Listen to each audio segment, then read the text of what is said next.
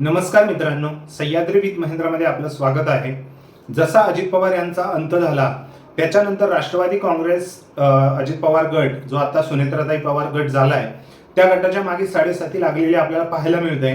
Even 7.5 लागली असं नाही, परंतु जे काळाच्या पडद्याआड होतं ते आता समोर येण्यास सुरुवात झालेली आहे. त्याचाच प्रत्यय आपल्याला अशोक खरात प्रकरणात आला आणि रुपाली चाकणकर ज्या राष्ट्रवादी कडून महिला आयोगाच्या अध्यक्षा होत्या त्यांना राजीनामा द्यावा लागला.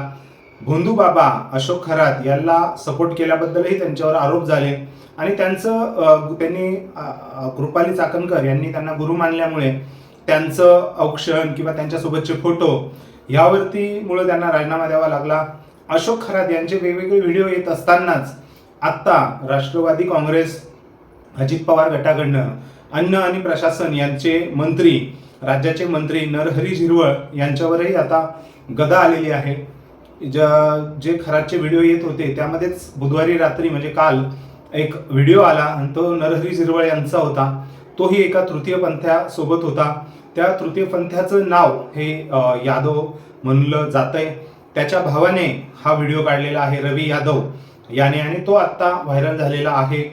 त्यांना म्हणजे काय आहे गोष्ट आपण ती आत्ता समजून घेणार आहोत. परंतु नरहरी झिरवळ यांचे दोन्ही फोन ऑफ आहेत. त्यांच्या कार्यालयात विचारलं असता तेही म्हणतायत की आम्हाला या व्हिडिओबद्दल काही माहिती नाही. बघूया सविस्तर काय व्हिडिओ आहे आणि त्याचा मागची हिस्ट्री आपण या व्हिडिओमध्ये द्वारे जाणून घेऊ.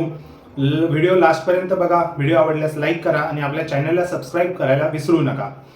नरहरी झिरवळ यांचा व्हिडिओ आलाय. त्या व्हिडिओमध्ये तृतीयपंथ त्यांच्या खोलीमध्ये जाताना आरशासमोर, त्यांच्या बेडवर आणि जेवताना म्हणजे दारूही दिसते. सो हे सर्व बघता निश्चितच नरहरी झिरवळ यांचा असा व्हिडिओ पुढे येणं खूपच शर्मेची बाब आहे. नैतिकता नसणारे आमदार असं हर्षवर्धन सपकाळ यांनीही टीका केलेली आहे. हे सर्व बघता जो रवी यादव आहे त्याने सांगितलंय की हा जो यादव आहे, जो तृतीयपंथी आहे, त्याचे अनेक वर्षांपासून नरहरी झिरवळ यांच्यासोबत संबंध आहे. माझ्याशी लग्न करा, मला साडी द्या, मला मंगळसूत्र द्या, ह्यासारख्या तो अनेक वेळा विनवण्याही त्याने मागणीही केलेली आहे. आणि त्याचा असा धंदाच आहे की मोठमोठ्या लोकांना फसवायचा, व्हिडिओ काढायचे आणि त्यानंतर त्यांच्याकडनं पैसे किंवा ते फेवर करून घ्यायचा. हे मी आधीच नरहरी झिरवळ यांना बोललो होतो की तुम्हाला तो फसवण्याचं काम करतोय. परंतु नरहरी झिरवळ यांनी सांगितलंय की मी बघून घेईल, अशा शब्दात त्यावेळेस त्यांनी कानामागं टाकलं. ते मी वारंवार सांगत होतो. हा व्हिडिओ माझ्या मोबाईलमध्ये काढला असल्यामुळे मी थोडा घाबरून होतो, कारण मला जीवाच्या मारण्याच्या धमक्याही येऊ शकतात. आणि आता व्हिडिओ व्हायरल झाल्यामुळे मलाही जीवे मारण्याच्या धमक्या येत आहे. माझ्या आयुष्यालाही धोका आहे, जीविताला. सो हे सर्व ज्याने व्हिडिओ काढला आणि जी पीडित नाही म्हणता येणार, परंतु जी सहकुशीने नरहरी झिरवळ यांच्यासोबत होती ती तृतीयपंथी यादव, शक्यतो आपण फर्स्ट नाव घेत नाहीये, शेवटी आता तेवढा मान आपण ठेवलाच पाहिजे. परंतु आणि सगळ्यात महत्त्वाची बाब म्हणजे हा जो व्हिडिओ व्हायरल होतोय तो व्हिडिओ कुठे काढलेला आहे, तर तो काढलेला आहे आमदार निवासामध्ये, शासकीय निवासस्थानावर. सो निश्चितच काय चाललंय काही कळत नाहीये. आपला व्ह्यू जर विचारात घेतला तर हे कुणी कांड बाहेर काढो, कुणी म्हणताय शरद पवारांनी चाल चालली, काही व्हिडिओ येतील, काही व्ह्यूजसाठी, काही थंबनेल स्टिकर येईल, काही लोक बोलतील. परंतु मी सांगतोय नैतिकतेने आमदार आणि खासदार हे जे बाहेर ट्रॅव्हल करणं, बाहेर असू द्या, असे बहुतांशी शौक आहेत लोकांना. आणि ते आता काय होतंय की आता ते करतायत आणि ते रेकॉर्डिंग्स म्हणजे जे इलेक्ट्रॉनिक्स जे कॅमेरे आलेत, हे सगळं आले, याच्या समोर खुल्लासपणे करताना दिसत आहेत. कारण नरहरी झिरवळ यांच्याकडे 2दा तो कॅमेरा फिरलेला आपल्याला दिसतोय, तरीही त्यांनी काही ऑब्जेक्शन घेतलं नाही. म्हणजे मी म्हणत नाहीये की कॅमेरा बंद करून यांनी केलं पाहिजे, परंतु जेव्हा आमदार, खासदार जे आपले लोकप्रतिनिधी आहेत, आपण जे राजकारणात येण्यासाठी आयडॉल मानतो, आपण सांगतोय की तरुण मंडळींनी तुम्ही राजकारणात या, पण अशा वेळेस जेव्हा हे बातम्या येतात, बाहेर पडतात, त्यावेळेस निश्चितच कुठेतरी गाळबोट लागलेलं दिसतं. आणि कसं तरुण नेतृत्वाने राजकीय जीवनामध्ये प्रवेश करावा, राजकीय कारकीर्द हा आपली याच्यामध्ये ही निवडावी, हे खरं डाऊटफुल आहे.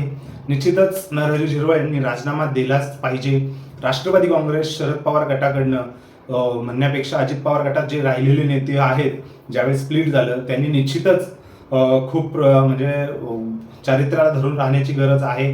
कारण आपण अलीकडेच बघितलं धनंजय मुंडे म्हणजे जेव्हापासून अजित पवार गट शरद पवाराकडनं बाहेर पडले, धनंजय मुंडे ते वाल्मिक कराडमुळे अडचणीत आले. नंतर माणिकराव कोकाटे जे कृषी मंत्री होते ते त्यांच्या बेताल वक्तव्यांमुळे पुढे आले. त्यानंतर रुपालीताई चाकणकर ह्या खरातच्या व्हिडिओद्वारे पुढे आल्या आणि आता नरहरी झिरवळ म्हणजे एवढ्या मोठ्या पदावरचे 4 व्यक्तिमत्व जे राष्ट्रवादी काँग्रेस सुनेत्राताई पवार गटात आहे त्यांना असं समाजासमोर महाराष्ट्रासमोर येणं निश्चितच वाईट आहे. हे सुधारणं गरजेचं आहे. जे कल्प्रिट आहे, जे अशा गोष्टी करतायत त्यांनी तर कुठं समाजाला म्हणजे अशा सामाजिक तुम्ही ज्यावेळेस समाजाला रिप्रेझेंट करता त्यावेळेस अशा गोष्टी जाणून घेणं, त्या गोष्टींवर काम करणं हे तुमची जबाबदारी आहे. परंतु अत्यंत बेजबाबदारपणे फक्त काहीतरी आपल्याला फायदा होईल किंवा काहीतरी म्हणजे उद्या व्हिडिओ जरी आले तरी आपल्याला काही होणार नाही, 2-4 दिवस आपण शांत बसू, जनता परत विसरून जाईल, हे निश्चितच नाही आहे. आणि मी तरी तरुण जो आहे महाराष्ट्रातला आपला वर्ग त्यांना मी एकच आव्हान करेन, ह्या अशा लोकांना बाजूला करा. ह्या अशा म्हणजे व्यक्तित्व असलेल्या नैतिकता असलेल्या लोकांना आपल्याला पर्याय देणं गरजेचं आहे. म्हणून नवीन पिढीने राजकारणात नक्कीच सक्रिय व्हायला हरकत नाही. परंतु तीही काही गोष्टी ज्या आहे आपल्या इथिक्स जे स्वाभिमान जे काही गोष्टी आहेत त्या धरूनच राजकारणही करा एवढंच म्हणेल. तुम्हाला काय वाटतं या विषयाबद्दल ते नक्कीच कमेंट सेक्शनमध्ये कमेंट करून व्यक्त करा. व्हिडिओ आवडला असल्यास लाईक करा आणि आपल्या चॅनलला सबस्क्राईब करायला विसरू नका. भेटूया पुढच्या व्हिडिओमध्ये. तोपर्यंत जय महाराष्ट्र.